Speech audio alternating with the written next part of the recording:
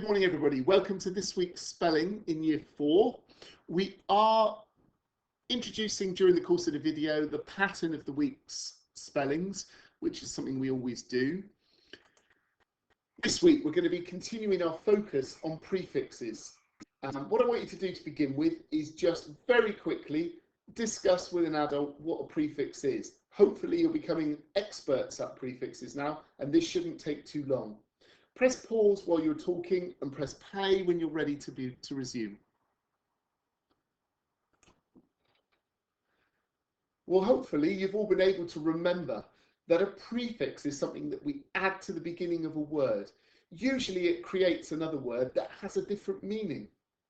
So the one I've picked this morning is believable. We all know what the word believable means, but if I put un in front of it, it changes the meaning completely. Okay, so the prefix un means not. And in this case then, the word believable has changed to being not believable or unbelievable.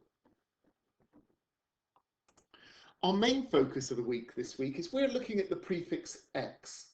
And usually this prefix means out. We're going to be asking you this morning to complete your normal 5-minute challenge with an adult or an older brother or sister. Can you think of as many words that might have X at the beginning? Press pause while you complete your challenge and press play when you're ready to resume. Okay, hopefully you've managed to find as many words as you possibly can. With your adult then, could you actually not just think of the words themselves, but also what they might mean? Could you put them into a contextual sentence? Could you be able to tell somebody what that word means if you needed to?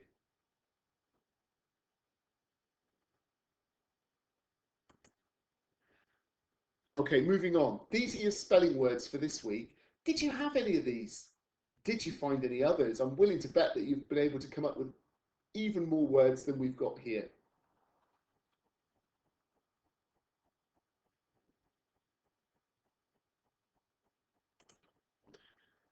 And finally, this week, our spelling tasks.